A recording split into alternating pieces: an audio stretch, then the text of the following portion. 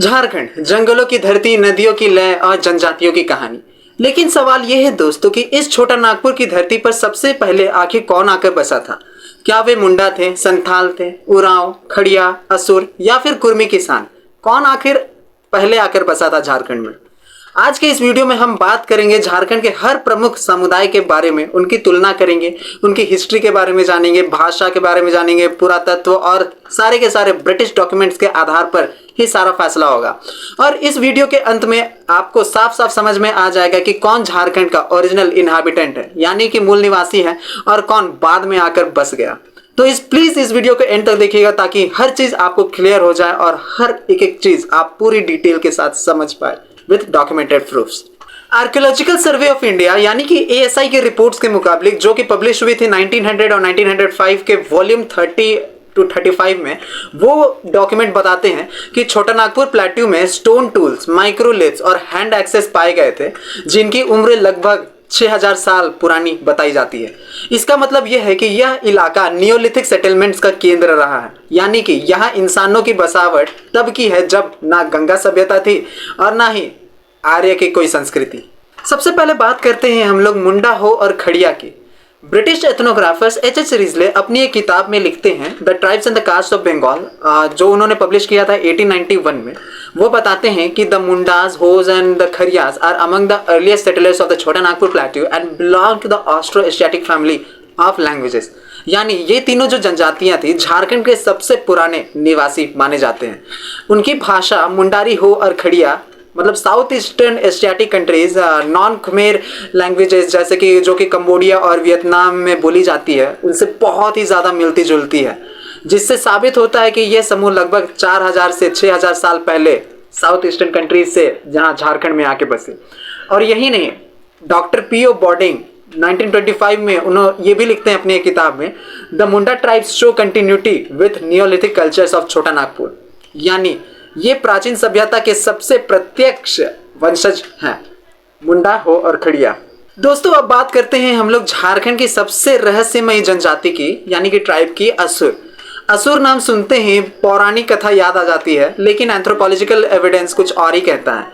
असुर एक बहुत ही पुरानी आयरन स्मेल्टिंग जनजाति है। मतलब ब्रिटिश गजेटियर हजारीबाग में LSS ओमेले में पब्लिश किया था उन्होंने, ब्रिटिश गजेटियर हजारीबाग, उसमें ओमेले लिखते हैं the Asurs are believed to be earliest iron smelters of Chota Nagpur preceding even the Mundas. यानी असुर माना जाता है कि असुर मुंडाओं से भी पुराने लौह युग के निवासी रहे हैं। मतलब इनका पुराना पेशा आयरन स्मेल्टिंग और ब्लैक स्मिथिंग ही रहा है, और आज भी नेतरहाट, गुमला, लातेहार इलाकों में इनका अवशेष मिलते हैं। तो अब आते हैं हम लोग उरांव या कुड़ुक लोगों पर। ये झारखंड के सबसे बड़े समुदायों में से एक है दोस्तों, लेकिन इनकी जो उत्पत्ति है वो साउथ इंडिया से मानी जाती है। S.C. रॉय, जो कि बहुत बड़े इंडियन एथनोग्राफर रह चुके हैं, जिनका पूरा जीवन सिर्फ और सिर्फ आदिवासियों के स्टडी करने में लगी रही, और जिन्होंने बहुत सारी किताबें भी लिखी मुंडाओं के बारे में, उरांव के बारे में, खड़िया के बारे में, जिन्होंने अपना पूरा जीवन सिर्फ और सिर्फ ह्यूमन रेसेस के बारे में जानने के लिए पूरा डिटेल्ड स्टडी की, और बहुत ही जाने माने एथनोग्राफर्स ये माने जाते हैं इंडिया के। तो S.C. रॉय ने ऐसे ही सिर्फ और सिर्फ उरांव के बारे में पूरे डिटेल डिस्क्रिप्शन लिखा था अपनी एक किताब में द उरांव्स ऑफ छोटा नागपुर, जो कि उन्होंने पब्लिश किया था 1915 में। उन्होंने उसमें लिखा the Oraons are a Dravidian speaking tribe who migrated northwards from the Deccan plateau. और इतना ही नहीं, जो कि लिंग्विस्टिक सर्वे के जो सुपरिंटेंडेंट थे गियरसन, वो उन्होंने लिखा था 1903 में उरांव्स के बारे में कि कुड़ुक जो भाषा है वो द्रविडियन फैमिली से बहुत ज़्यादा मेल खाती है, जैसे कि तमिल, तेलुगु। यानी उरांव लोग बाद में दक्षिण से आए और मुंडाओं के साथ मिश्रित होकर रहने लगे। दोस्तों अब बात करते हैं हम लोग संथालों की, यानी कि रेवरेंड J.C. प्राइस ने the Santhal rebellion and it's lessons, जो कि उन्होंने पब्लिश किया था 1857 में, उन्होंने उस बुक में लिखा the Santhals migrated westwards from the plains of Bengal to Rajmahal hills in the 13th and 14th century. यानी कि संथाल झारखंड के पूर्वी हिस्से राजमहल में मध्यकाल में आए थे। J.E. रीस की संथाल परगना सेटलमेंट रिपोर्ट्स में भी उन्होंने 1872 में पब्लिश किया था, their settlements is comparatively recent. और इतना ही नहीं, जो एथनोग्राफिक सर्वे हुई थी 1912 में, उसमें ये भी पाया जाता है कि जो झारखंड में पहले से रह रहे थे मुंडा और उरांव के बाद में ये लोग आके बसे थे संथाल्स, और बाद में इन्होंने ही कुर्मियों को शरण दी थी रहने के लिए, अपना मौसेरा भाई बता के।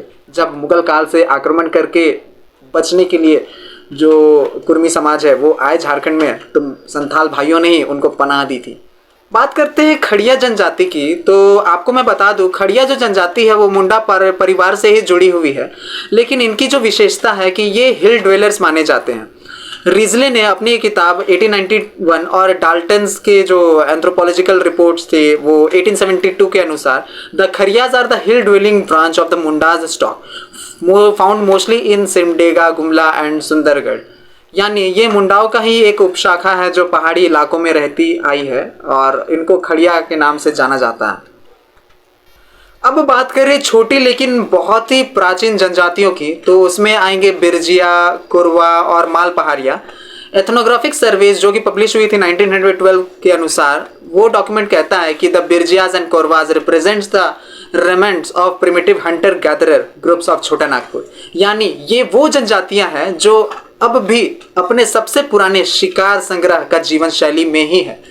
माल पहाड़िया लोग राजमहल पहाड़ियों के निवासी रहे हैं, और उनका उल्लेख है जो 1770 में जो एक संथाल रिकॉर्ड्स में मिलता है उनका। अब आते हैं एक ऐसे समूह पर जिसे लेकर अक्सर भ्रम होता है, और वो है कुर्मी। लोग समझते हैं कि ये भी झारखंड के एक आदिवासी है, लेकिन ब्रिटिश एथनोग्राफर्स ने साफ लिखा है कि कुर्मी एक कृषक जाति है, एग्रीकल्चरल कास्ट है। और बहुत सारे ब्रिटिश डॉक्यूमेंट्स में आपको देखने को भी मिल जाएगा। रिजले ने अपने एथनोग्राफिक रिपोर्ट्स 1891 में लिखा था the Kurmis are an Indo Aryan agricultural caste, और सेंसस रिपोर्ट्स में भी यही पब्लिश हुआ था 1891 में। और वो है डिस्टिंक्ट फ्रॉम द अबॉरिजिनल ट्राइब्स, और डिस्टिंक्ट मतलब बहुत ही ज़्यादा अलग है अबॉरिजिनल ट्राइब से। ओ मैले की एक रिपोर्ट में 1910 के एथनोग्राफिक रिपोर्ट्स में भी ये भी मिला, the Kurmis came later as cultivators and intermixed with aboriginals for farming.